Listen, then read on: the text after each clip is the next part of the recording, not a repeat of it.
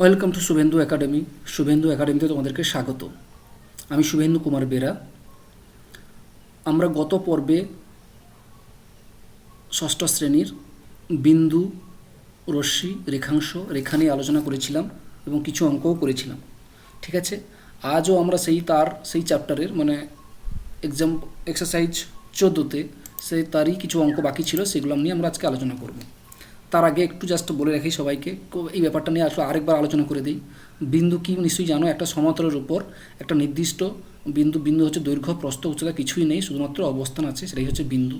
আর একটা বিন্দু যদি নেই, এই দুটোকে আমি যদি যোগ করে দিই তাহলে আমরা তখন কী হয়ে যাচ্ছে, রেখাংশ তৈরি হয়ে যাচ্ছে।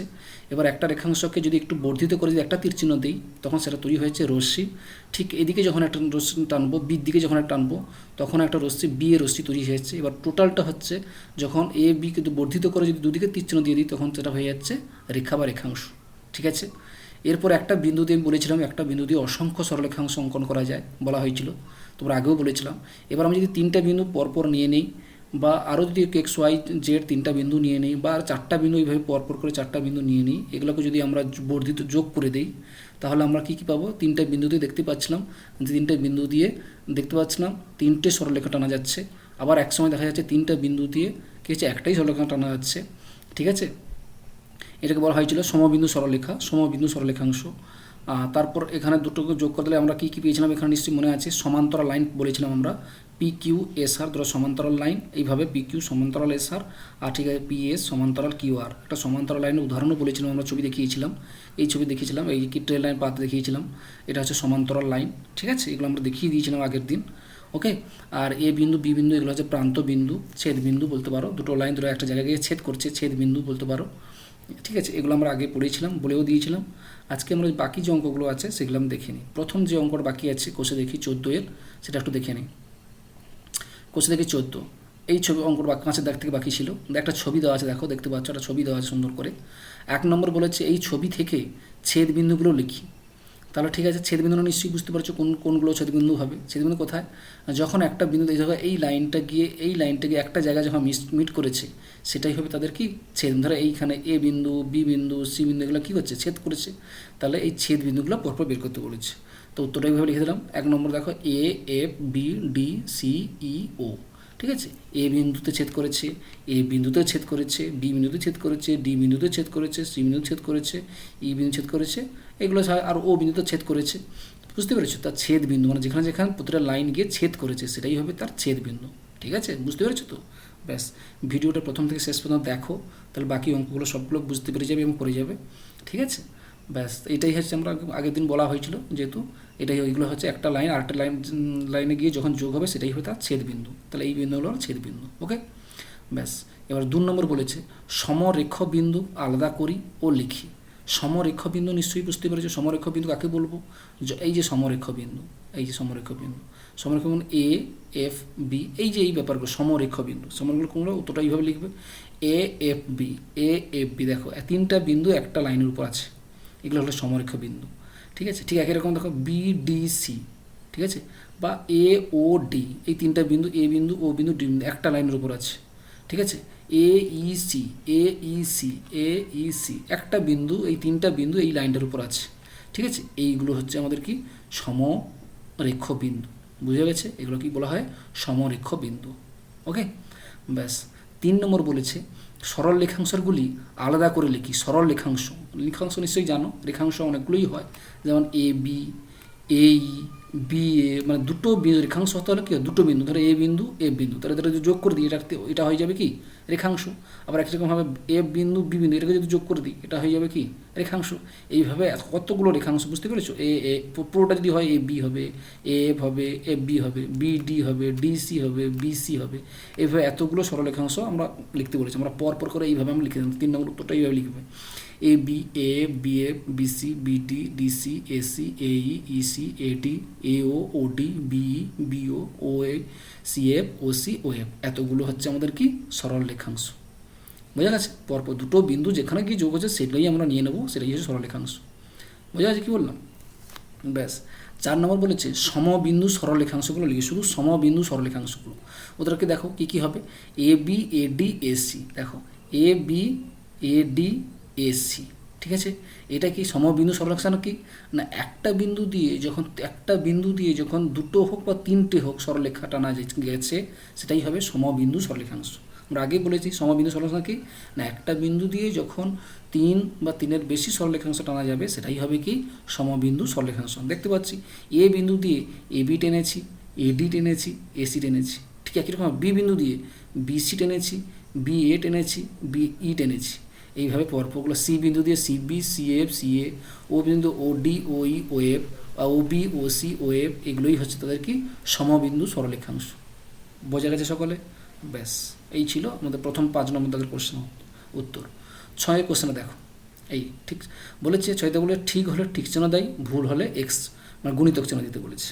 তাহলে ছবিটাতে মন দিয়ে দেখো, প্রথম যে কোশ্চেনে বলেছে দেখো ওয়াই ডব্লিউ কোথায়, এখানে ওয়াই, এখানে ডব্লিউ, ওয়াই ডব্লিউ সরল রেখাংশের উপর, ওয়াই ডব্লিউ সরল রেখাংশের উপর ওয়াই জেড ডব্লিউ বিন্দু দুটি সমরেখ, ওয়াই জেড ডব্লিউ, তাই তো এটা একটা লাইন, ওয়াই বিন্দু, জেড বিন্দু, ডব্লিউ, এই লাইনটার উপর লাইনটা যদি আমি টেনে দিই তাহলে এটা অবশ্যই কি বিন্দু, সমরেখ বিন্দু, কারণ একটা লাইনের উপর তিনটে বিন্দু অবস্থিত। তাহলে এটা কি সত্যি না ভুল? ঠিক, তাহলে আমরা ঠিক চিহ্ন দেবো, 1 নম্বর দাগের উত্তরটা হবে ঠিক। ঠিক আছে, ব্যাস। এবার কি বলেছে জেড ভি, এরপরে কিন্তু তীর চিহ্ন দেওয়া আছে, তীর চিহ্ন দেওয়া আছে মানে কি এটা হচ্ছে রেখাংশ, আর ডব্লিউ ভি এটাও একটা রেখাংশ। তাহলে মনে দেখো জেড ভি তাহলে এটা তীর চিহ্ন দেওয়া আছে মানে এটা একটা রেখাংশ, আর ডব্লিউ ভি এটাও একটা রেখাংশ, একই রশ্মি, ঠিক তো? তাই এগুলো তো অবশ্যই মানে এদিকে টানছি মানে অবশ্যই একটা কি রশ্মি, এটাও ঠিক, তাহলে 2 নম্বর এটাও ঠিক চিহ্ন।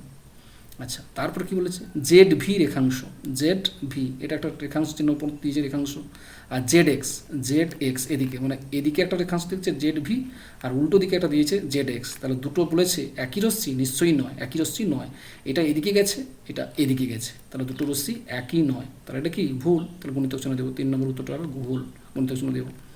এক নম্বর দেখো ওয়াই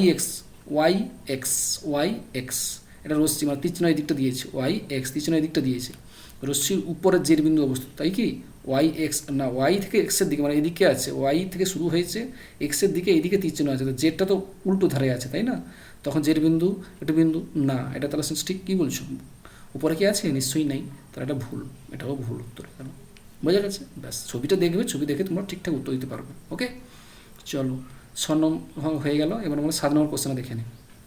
7 নম্বর অনেক কোশ্চেন আছে, পরপর করে স্টেপ বাই স্টেপ দেখো, উত্তর খোঁজার চেষ্টা করি। 1 নম্বর বলেছে একটি নির্দিষ্ট বিন্দু দিয়ে কতগুলি সরলরেখাংশ আঁকতে পারি, এটা আমরা আগেই বলে দিয়েছিলাম। তাহলে একটা নির্দিষ্ট বিন্দু দিয়ে কী টানতে পারি, অসংখ্য। তো উত্তরটা লিখো 1 নম্বরে অসংখ্য সরল, তাহলে লিখবে একটি নির্দিষ্ট বিন্দু দিয়ে অসংখ্য সরলরেখা আঁকতে পারি। ঠিক আছে, উত্তরটা এইভাবে লিখবে, একটি নির্দিষ্ট বিন্দু দিয়ে অসংখ্য সরলরেখাংশ অঙ্কন করতে পারি। আচ্ছা, 2 নম্বর বলেছে দুটি নির্দিষ্ট বিন্দু দিয়ে কতগুলো সরলরেখা আঁকতে পারি, বলতে পারবে নিশ্চয়ই, এটাও বলা হয়েছিল, দুটি নির্দিষ্ট বিন্দু দিয়ে কি একটি সরলরেখা অঙ্কন করতে পারি। তার উত্তরটা লিখবে কি না দুটি নির্দিষ্ট বিন্দু দিয়ে একটি সরলরেখাংশ আঁকতে পারি, উত্তরটা এইভাবে লিখবে। ঠিক আছে, দুটি নির্দিষ্ট বিন্দু দিয়ে একটি সরলরেখাংশ অঙ্কন করতে পারে। আচ্ছা, তারপর বলেছে তিনটি নির্দিষ্ট অসমরেখ বিন্দু, অসমরেখ মানে একই লাইনের উপর নেই, তাহলে বলেছে কতগুলো সরলরেখাংশ আঁকতে করতে পারি। ধরো এখানে একটা, এখানে একটা, এখানে একটা, আমরা যখন যোগ করেছিলাম নিচে দেখেছো, ধরো এখানে একটা বিন্দু, এখানে একটা বিন্দু, এখানে একটা, এগুলোকে কী বিন্দু বলো, অসমরেখ বিন্দু। সব একটা লাইনের উপর না থাকলে তখন বলবো অসমরেখ বিন্দু। এগুলো যদি যোগ করি তাহলে কতগুলোতে হবে, কতগুলো হবে না 3টি, তাহলে উত্তর লিখবে 3টি। তাহলে লিখবে যে 3টি নির্দিষ্ট অসমরেখ বিন্দু দিয়ে 3টি সরলরেখাংশ আঁকতে পারি। ঠিক আছে, 3টি সরলরেখাংশ আঁকতে পারি। ওকে, আচ্ছা, তারপর বলেছে এ বি, উপরে জাস্ট বার দিয়েছে, ঠিক আছে, এটা হচ্ছে রেখাংশ। এ বি সরলরেখাংশের কতগুলো প্রান্তবিন্দু আছে, কী কী, তা নিশ্চয়ই বুঝতে পারছো। এ বি যখন ধরো একটা আমি এক্সাম্পল বলি, ধরো এ একটা বিন্দু, বি একটা বিন্দু, তাই যখন আমি লাইনটা টেনে দিচ্ছি, তাই এ বি এটা কি সরলরেখাংশ হলো, কতগুলো প্রান্তবিন্দু হয়েছে, এখানে একটা এ আর এখানে হচ্ছে বি, তাহলে দুটো থাকছে, তার দুটো প্রান্তবিন্দুর নাম যদি দিয়ে দাও, এখানে যেহেতু এ বি বলেছে তাহলে এ বি হবে, তাহলে উত্তরটা লিখে দেবে কি এইভাবে, দুটি থাকবে এ ও বি, মানে এ বি সরলরেখাংশের কতগুলো প্রান্তবিন্দু আছে না, এ বি সরলরেখাংশের প্রান্তবিন্দু হচ্ছে দুটো, কী কী না এ এবং বি, এইভাবে লিখে দেবে এ এবং বি। ঠিক আছে, ব্যাস। এবার বলেছে এ বি রশ্মি, উপরে রশ্মি চিহ্ন দেওয়া আছে, রশ্মি এটাকে রশ্মি চিহ্ন বলে দিয়েছি। এ বি রশ্মির প্রান্তবিন্দু কটি লিখবে, তো এ বি রশ্মির প্রান্তবিন্দু কটি নিশ্চয়ই জানো, একটি। ধরো এ বি, যদি এ বি আমি যদি রশ্মি টানি এ থেকে বি, এদিকে তীর চিহ্ন দিয়ে দিই, তার প্রান্তবিন্দু থাকবে কত, শুধু একটাই প্রান্তবিন্দু থাকবে একদিকে, যেহেতু টানছি, এ বি যেটা টানছি, যেটাই প্রথম হয়েছে সেটাই হবে, এটাই হচ্ছে প্রান্তবিন্দু। তাহলে এ বি রশ্মির প্রান্তবিন্দু কটি লিখি না, এ বি রশ্মির প্রান্তবিন্দু হচ্ছে একটি, সেটা কি না এ। ওকে, সরলরেখাংশ রশ্মির মধ্যে কার নির্দিষ্ট দৈর্ঘ্য আছে বলো দেখি, কার নির্দিষ্ট দৈর্ঘ্য, নির্দিষ্ট দৈর্ঘ্যটা কার আছে, নির্দিষ্ট দৈর্ঘ্যটা আছে শুধু কার, সরল রেখাংশের। কার আছে না সরল রেখাংশের, তাই না। এই যে ধরো ওয়াই আর ডব্লিউ, তাহলে এর নির্দিষ্ট আছে, এটা নির্দিষ্ট। কিন্তু যখনই বলবো ওয়াই ভি তীর দিয়ে দেবো রশ্মি, তাহলে এটা চলতেই থাকছে এদিকে। আবার ঠিক এখান থেকে যদি উল্টো দিকে যাই, এটাও চলতেই থাকছে, ঠিক আছে। তার সরল রেখারও দুদিকে যেমন তীর আছে, মানে দুদিকে চলতে আছে।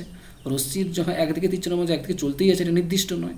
কিন্তু সরল রেখাংশের নির্দিষ্ট ওয়াই জেড, এটা হচ্ছে নির্দিষ্ট। তাহলে উত্তরটা কী হবে না, সরলরেখাংশ ও রশ্মির মধ্যে সরলরেখাংশের নির্দিষ্ট দৈর্ঘ্য আছে, ঠিক আছে। এবার বলেছে এ বি রশ্মি বি এর রশ্মি একই কিনা লিখি।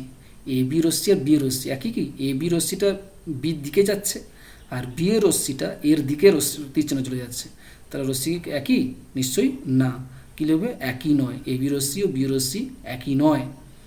এবার বলেছে এ বি রেখা, এটা কি রেখাংশ, এ বি রেখাংশ ও বি এর রেখাংশ সমান, দুটি কি সমান, অবশ্যই। এ বি যায় এ বিন্দু আর বি বিন্দু, এটা যা, আর বি থেকে এ এটাও তাই, কারণ কোনো দিকে তীর চিহ্ন নেই বা কোনো, তখন আমরা এটাকে এ বি যেটা বলবো বিও সেটাই বলবো। বলছে কোনো দিক থেকে, কোন দিক থেকে সমান, দুদিক থেকেই সমান, তাহলে লিখবে এ বি ও বি সরলরেখাংশ দুটি কি সমান, বলে দুটিই সমান। কোন দিক থেকে সমান না, দুই দিক থেকেই সমান, এদিকেও যা ওদিকেও তাই। এটা লিখবে হ্যাঁ, দৈর্ঘ্যটা দুজনেরই সমান, ঠিক আছে। আচ্ছা, তারপর বলছে দুটি সরলরেখাংশ সবচেয়ে বেশি কতগুলো বিন্দুতে মিলিত হতে পারে। দুটি সরলরেখাংশ বলছে, দুটি সরলরেখাংশ সবচেয়ে বেশি কতগুলো বিন্দুতে মিলিত হতে পারে না, উত্তর লিখবে একটি। দুটি সরলরেখাংশ সবথেকে বেশি, দেখো দুটো সরলরেখা টানলাম, এটা টানলাম, তাহলে একটি বিন্দুতে বেশি মিলিত হতে পারে, ঠিক আছে। দুটি সরলরেখাংশ সবচেয়ে বেশি একটি বিন্দুতেই মিলিত হতে পারে। ওকে, আচ্ছা, শেষ যেটা বলেছে তিনটি অসমাপতিত সরলরেখাংশ সর্বাধিক কতগুলো বিন্দুতে ছেদ করতে পারে। বলছে তিনটি অসমাপতিত সরলরেখাংশ বলেছে সর্বাধিক কতগুলো বিন্দুতে ছেদ করতে পারে না, উত্তরটা হবে তিনটি। এই যে এটা একটা লাইন, এটা একটা লাইন, এটা একটা লাইন, তাহলে যখন লাইনগুলো টানবো তখন তিনটা বিন্দুতেই কী হবে, তিনটা বিন্দুতেই ছেদ করবে। তিনটি অসমাপতিত সরলরেখাংশগুলো সর্বাধিক তিনটি বিন্দুতেই ছেদ করতে পারে, ঠিক আছে। এইভাবে সুন্দর করে উত্তরগুলো লিখবে। আর তারপরে যে কোশ্চেন আছে সেটা চলে যাই। এটা বলছে নিজে আঁকার চেষ্টা করি, আঁকতে বলেছে তোমাকে, সুন্দর করে ছবিটা আঁকবে, পেন্সিল কম্পাস দিয়ে সুন্দর করে, স্কেল দিয়ে সুন্দর করে ছবিগুলো আঁকবে। বলেছে পি কিউ, এর পি কিউ উপরে কী চিহ্ন দেওয়া আছে, জাস্ট কিসের চিহ্ন না, সরল রেখাংশের চিহ্ন দেওয়া আছে। পি কিউ রেখাংশ, আর এস রেখাংশ, দুটি পরস্পর ছেদ করে, পি কিউ আর আর এস দুটো পরস্পর ছেদ করবে। আঁকি যার পরস্পরকে ও বিন্দু ছেদ করছে না, ও বিন্দু ছেদ করছে। তাহলে প্রথমে আমি ধরলাম পি কিউ একটা লাইন টেনে, দেখো পি কিউ একটা লাইন টেনে নিচ্ছি। এবার আর একটা কী বলেছে আর এস, এই দেখো আর এক্স একটা নিয়ে নিচ্ছি। দেখো এই পি কিউ আর এস এদের কী হয়েছে, পরস্পর ছেদ করেছে। কোন বিন্দু ছেদ করেছে, ও বিন্দু, তাহলে ও বিন্দুটার নাম দিয়ে দিই। ও বিন্দু, দেখো ও বিন্দুতে ছেদ করেছে, তাহলে পি কিউ একটা সরলরেখাংশ, আর এস একটা সরলরেখাংশ, এরা পরস্পরকে ও বিন্দুতে ছেদ করেছে, বোঝা গেছে। ব্যাস, এটা সুন্দর ছবি আঁকা হয়ে গেল, 1 নম্বর প্রশ্ন উত্তর হয়ে গেল। এবার বলছে স্কেলের সাহায্যে এ বি সি ডি, এটা কি সরলরেখা, উপরে দুদিকে তীর চিহ্ন মানে সরলরেখা টানবো, আর সি ডি দুটো সমান্তর সরলরেখা এক্সাম্পল বলেছিলাম, তাই না। কি কোনটা বলেছিলাম, ট্রেনের পাত, বা তোমরা যদি একটা স্কেল বসিয়ে দাও, স্কেলকে যদি দুদিককে করে পেন্সিল দিয়ে টেনে দাও, তখন তৈরি হয়ে যাবে সমান্তরাল সরলরেখা। তাহলে কীরকম, ধরো একটা এবি সরলরেখা, ধরো একটা লাইন টানলাম, এটা দুদিকে তীর চিহ্ন দিয়ে দিলাম, এটা হচ্ছে কি, এটাকে সরলরেখা, এদিকেও তীর চিহ্ন দিয়েছি, এদিকেও তীর চিহ্ন দিচ্ছি, এবি একটা সরলরেখা টানলাম। ঠিক একই রকম আর একটা সমান্তরাল টানলাম, এটা সিডি। এটা দেখো এই দুটো সমান্তরাল সরলরেখা কখনো কোনো একটা বিন্দুতে গিয়ে মিশবে না, কখনো গিয়ে মিশবে না, দুটো লাইন কখনো গিয়ে মিশবে না, তখন সেটাই হবে কি সমান্তরাল সরলরেখা। তাহলে A B R C D এই দুটো কি সমান্তরাল সরলরেখা হয়ে গেল। ওকে, আচ্ছা 3 নম্বর বলেছি এম এন, এটা উপরে রশ্মি চিহ্ন দিয়েছি, বলছে এম এন একটি রশ্মি আঁকি যার মধ্যে এস একটা বিন্দু থাকবে। তাহলে এম এন একটা রশ্মি টেনে নিই, দেখো আমি এম এন একটা রশ্মি টেনেছি, এক রশ্মি মানে এন এর দিকে আছে রশ্মিটা, তাহলে এম এন একটা রশ্মি টেনে নিলাম। এবার বলছে এম এন এর উপরে একটা বিন্দু এস আছে, তাহলে এটার উপরে একটা বিন্দু এস নিয়ে নাও, একটা বিন্দু নিয়ে নিলাম এস বিন্দু, এই এস বিন্দু নিয়ে নিলাম, এটা বিন্দু, ঠিক আছে হয়ে গেল, এস বিন্দু নিলাম। এবার বলে 4 নম্বর বলেছে এসি ও ডিসি দুটি সরলরেখাংশ আঁকি যারা সি বিন্দুতে মিলিত হয়েছে। তাহলে সরলরেখাংশ আঁকতে বলেছে, তাহলে একটা এসি এর সরলরেখা টানি, ধরো এসি একটা সরলরেখা টানলাম, ঠিক আছে, এসি এর সরলরেখা টানলাম। একই রকম ডিসি সরলরেখা আঁকতে বলেছে, দেখো ডিসি মানে যেহেতু সি বিন্দুতে বলেছে, তাহলে দেখো এই যে ডিসি একটা সরলরেখাংশ আঁকলাম। এরা কী হচ্ছে সি বিন্দু মিলিত হয়ে, দেখো এই জায়গাটা সি বিন্দুটা সি বিন্দুতেই মিলিত হয়ে গেছে, তাহলে এসি আর ডিসি দুটো সরলরেখাংশ সি বিন্দুতে মিলিত হয়েছে। ঠিক আছে, এইভাবে তোমরা সুন্দর করে পেন্সিল এবং স্কেল দিয়ে সুন্দর করে ছবিগুলো আঁকবে। ঠিক আছে, ওকে। আর 9 দাগের যে কোশ্চেনটা আছে তোমাদের, সেটা অবশ্যই তোমরা স্কেল দিয়ে সুন্দর করে মেপে ওখানে মানগুলো বসাবে। আর এখানে আমি স্কেল দিয়ে আমি করতে পারিনি, তোমরা ওগুলো বাড়িতে অবশ্যই চেষ্টা করবে, না যদি পারো অবশ্যই কমেন্টে জানাবে, পরে আমরা ভিডিওতে আমরা চেষ্টা করব করে দেওয়ার জন্য। ঠিক আছে, সকলে ভালো থাকবে। ভিডিওটা কেমন লাগলো অবশ্যই কমেন্টে জানাবে এবং অবশ্যই একটা লাইক দিয়ে যাবে।